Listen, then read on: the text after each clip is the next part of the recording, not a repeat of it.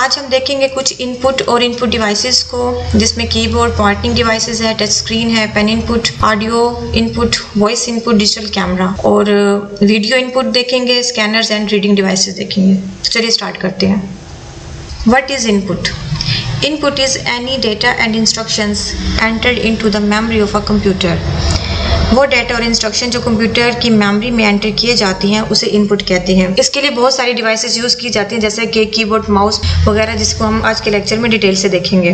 Keyboard is an input device that contains keys. Users press to enter data and instructions into a computer और mobile devices. Keyboard बहुत ही common devices में आता है और इसमें कुछ डिवीजन्स की गई हैं। इसमें खास एरिया होता है जो टाइपिंग के लिए इस्तेमाल होता है। इसमें अल्फाबेट और कैरेक्टर्स एंटर किए जाते हैं। इसके अलावा कुछ फंक्शन कीज होती हैं जो कंप्यूटर में डिफरेंट फंक्शन परफॉर्म करती हैं, जैसे कि F1 की हेल्प के लिए यूज होती है और ये फंक्शन कीज डिफरेंट सिस्टम्स में डिफरेंट फंक्शंस परफॉर्म करती हैं। टॉगल की की डेफिनेशन ये है कि हर वो की टॉगल की है जो एक बार प्रेस करने पर एक फंक्शन परफॉर्म करे और नेक्स्ट टाइम प्रेस करने पर दूसरा फंक्शन परफॉर्म करे और थर्ड टाइम प्रेस करने पर फिर से पहला फंक्शन परफॉर्म करे। टॉगल मीन ऑन ऑफ, यानी उस की को प्रेस किया तो वो ऑन, फिर प्रेस किया तो ऑफ और फिर प्रेस किया तो ऑन। तो ऐसी की जहां पर भी होती हैं उसके लिए खास टर्म इस्तेमाल होती है टॉगल, तो आपने उसे टॉगल कहना है। मिसाल के तौर पर कीबोर्ड पर स्पीकर की होती है, उसे जब एक बार प्रेस किया जाता है तो वॉल्यूम म्यूट कर देता है और जब दूसरी बार प्रेस करने पर वॉल्यूम ऑन कर देता है। इसी तरह से कैप्स लॉक भी है जो कैरेक्टर्स को अपर केस से लोअर केस और लोअर केस से अपर केस में कन्वर्ट करती है। और ये जो एरोज बने होते हैं, left, right, top, bottom, home, delete button वगैरह, ये नेविगेशन कीज कहलाते हैं। इसके अलावा कीबोर्ड पर शॉर्टकट कीज भी होती हैं।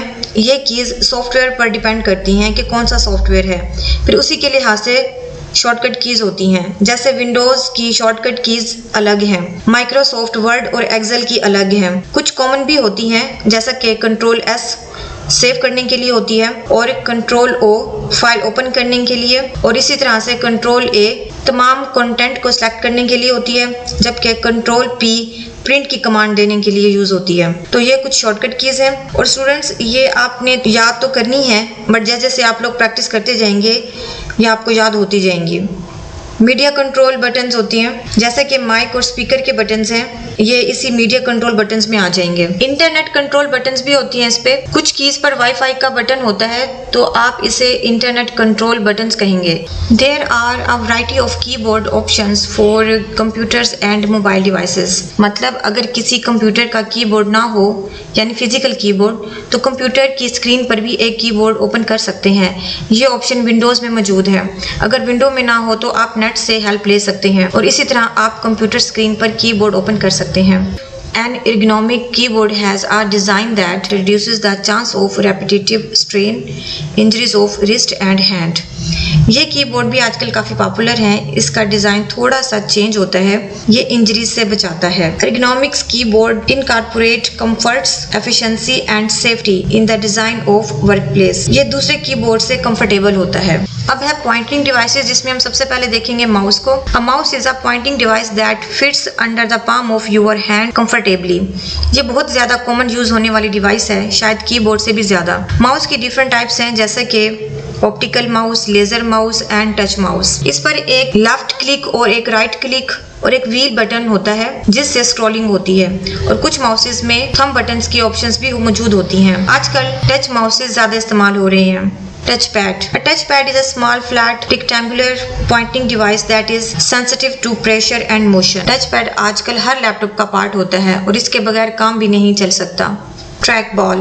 A trackball is a stationary pointing device with a ball on its top or a side. Trackball भी कुछ कीपैड पर लगा हुआ होता है। ये बॉल टच पैड के बिल्कुल दरमियान में लगी होती है या फिर ये अलग से होता है, जैसा कि माउस की तरह। ये आपकी कंफर्ट पर है, जैसे आप इजी हों। अक्सर लोग जिनकी ये डिवाइसेस यूज करने की हैबिट बन चुकी होती है तो वो माउस यूज नहीं करते, बल्कि ट्रैक बॉल इस्तेमाल करते हैं। Touch screen is a touch sensitive display. आजकल मोस्टली डिवाइसेस में टच स्क्रीन हैं, लेकिन टच लैपटॉप ज्यादा पॉपुलैरिटी गेन नहीं कर सके हैं। इसकी वजह यह है कि आजकल जितने भी टच लैपटॉप्स आए हैं वो ज्यादा पायदार नहीं है। लोग टच स्क्रीन एक एक्स्ट्रा फंक्शनैलिटी की वजह से खरीद तो लेते हैं, लेकिन बाद में तंग होते हैं। ओवरऑल देखा जाए तो लैपटॉप में टच स्क्रीन को डिस्करेज ही किया जा रहा है। नेक्स्ट है pen input. With pen input you touch a stylus or digital pen on a flat surface to write, draw or make selections. ये चीजें पॉपुलर हो रही हैं फिर से। किसी दौर में ये चीजें आई थी।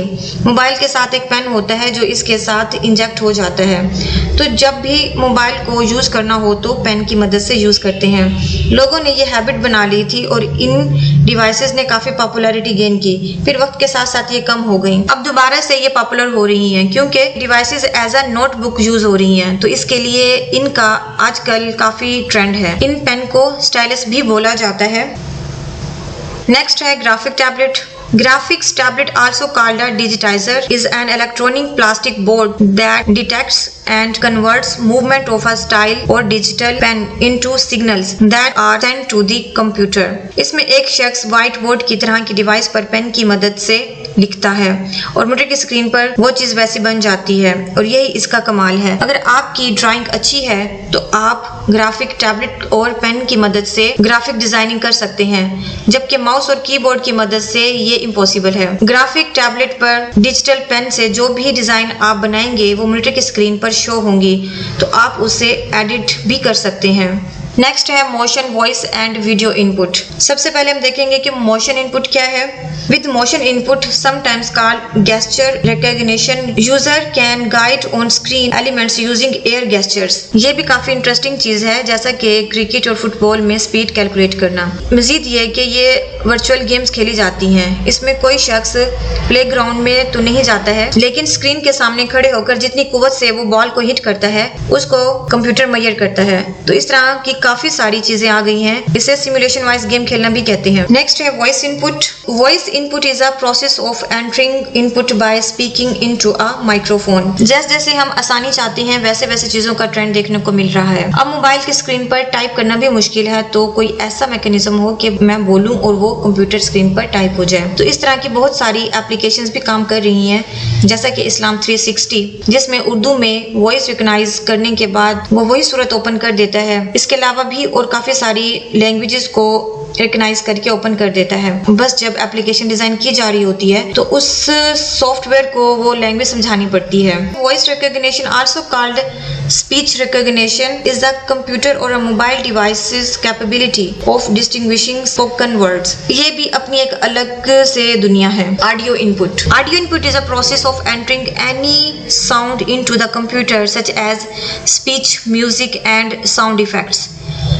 ये ऑडियो मिक्सिंग के काफी सारे सॉफ्टवेयर आ चुके हैं जो इतनी मिक्सिंग कर देते हैं कि आप अपनी आवाज नहीं पहचान सकते हैं। आपकी आवाज में से नॉइज और डिस्टॉर्शन खत्म कर सकते हैं, एक्यूरेसी बढ़ा सकते हैं, और डिवाइसेस काफी एडवांस आ चुकी हैं। ऐसे माइक्स मौजूद हैं जो इर्द गिर्द की आवाजों को रिकॉर्डिंग में नहीं आने देते हैं। Video input. Video input is a process of capturing full motion images and storing them on a computer or a mobile device storage medium. Video input records video on a digital video यानी DV camera, transfer video to a computer or a mobile devices. Student, इसमें हम सबसे पहले देखेंगे कि video input में webcam क्या होता है। A webcam is a type of a DV camera that enables a user to capture video and still images, send email messages with video attachments, broadcast live images or video over the internet, conduct video conferences, make video calls। Laptop में जो camera use हो रहा है वो भी webcam ही है।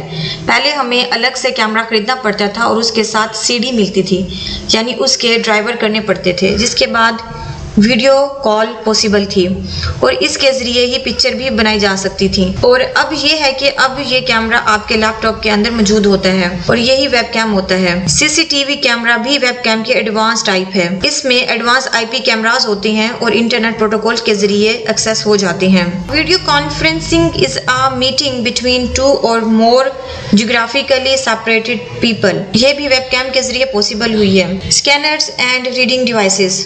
A scanner is a light sensing input device that reads printed text and graphics and then translate the result into a form that computer can process. Scanner की simple definition ये है कि ये हार्ड कॉपी को soft copy में convert करता है। ये OCR की एक टाइप है। आपके हाथ में एक पेपर है और आप चाहते हैं यही पेपर कंप्यूटर स्क्रीन पर आ जाए, तो आप उसे स्कैनर से स्कैन करेंगे और स्कैन करने के बाद वो स्क्रीन पर आ जाएगा, लेकिन वो एडिटेबल नहीं होगा, बल्कि वो एक इमेज होगा। कंप्यूटर समझेगा ये एक इमेज है। अगर आप इसे एडिटेबल बनाना चाहते हैं तो इसके लिए OCR की हेल्प लेना होगी। OCR क्या करता है? OCR है ऑप्टिकल कैरेक्टर रिकॉग्निशन। ये इमेज फॉर्म टेक्स्ट को एडिटेबल फॉर्म में कन्वर्ट करता है। स्टूडेंट्स, इस कॉन्सेप्ट को समझने के लिए आप थोड़ा सा गूगल डॉक्स को रीड करें। OMR क्या है? OMR ऑप्टिकल मार्क रिकॉग्निशन है। ये भी OCR की टाइप है, लेकिन ये एक स्पेसिफिक काम के लिए है। अक्सर इस तरह के पेपर सॉल्व किए होंगे, तो ये पेपर जब स्कैनर पर रखे जाते हैं तो वो स्कैन होने के बाद जब ये कंप्यूटर स्क्रीन पर आते हैं तो OMR एक सॉफ्टवेयर होता है जो पेपर को पढ़ता है और रिजल्ट कैलकुलेट करता है। उसके पास भी एक इंफॉर्मेशन मौजूद होती है कि जहाँ जहाँ उसे ये ब्लैक मिलेगा वो उसे मार्क करेगा, यानी ब्लैक को कंसिडर करेगा। यहाँ इसके सारे एल्गो लिखे होते हैं, तो इसे OMR बोला जाता है। Google OCR even it works with Urdu text too. Students, ये थोड़ा सा काम आप लोगों ने खुद करना है। आप लोगों ने गूगल डॉक्स को और गूगल OCR को रीड करना है। Barcode and QR reader devices. A barcode reader, also called a barcode scanner, uses laser beams to read barcodes. A QR code stores information in both a vertical and horizontal direction. इन दोनों में एक छोटा सा फर्क समझ लें। Barcode में vertical lines हैं, इसमें कम डाटा सेव होता है क्योंकि ये वर्टिकली डाटा को सेव कर रहा होता है, जबकि QR में देखें ये वर्टिकली भी और हॉरिजॉन्टल डाटा को स्टोर करता है, इसलिए इसमें डाटा को स्टोर करने की कैपेसिटी ज़्यादा होती है, इसलिए QR कोड आजकल ज़्यादा यूज होता है। नेक्स्ट है RFID। RFID stand for radio frequency identification, uses radio signals to communicate with a tag placed in or attached to an object. An RFID readers reads information on the tag via radio waves. मिसाल के तौर पर एक shopping mall में एक shirt पर एक tag लगा होता है। अगर आप उसकी पेमेंट नहीं करते हैं और चोरी करते हैं तो गेट पर एक स्कैनर लगा होता है जो इस टैग को स्कैन करके बीप करता है, जो ये कहता है कि इस शर्ट पर एक RFID लगा है जो आपने उतरवाया नहीं है।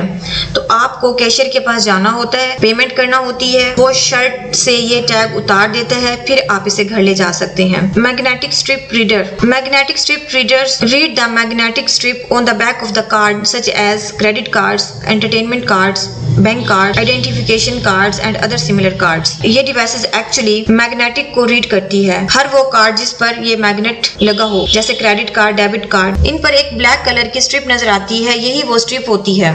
MICR stands for Magnetic Ink Character Recognition. MICR devices read text printed with magnetized ink, and MICR readers convert MICR characters into a form the computer can process. Banking industries uses MICR for check processing. Check के last में एक code लिखा होता है।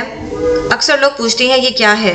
ये असल में इस चेक की ऑथेंटिसिटी चेक करने के लिए होता है कि क्या चेक असल है या जाली है। तो इसको एक खास मशीन में चेक किया जाता है जिसमें चेक के एंड पर लिखे मैग्नेट के कोड को स्कैन करके रीड किया जाता है, इसलिए बैंक्स में इस तरह की डिवाइसेस जरूर मौजूद होती हैं। Data collection devices. Data collection devices obtain data directly at the location where the transactions or event takes place. आजकल इतनी एडवांसमेंट हो चुकी है कि फैक्ट्रीज में सेंसर्स लगे होते हैं और इस डिवाइस सेंसर से डाटा कलेक्ट कर लिया जाता है बजाय इसके कि मैनुअली कलेक्ट किया जाए। जी स्टूडेंट्स, ये तो था आज का लेक्चर। हम इनकी एक समरी कर लेते हैं। आज हमने देखा इनपुट डिवाइसेस को, जैसा कि keyboard, mouse, track ball, touch pad, touch screen, pen input, graphics tablets, motion, voice and video input, voice recognition, audio input, webcam, video conferencing, scanners, OCR, OMR, QR, RFID,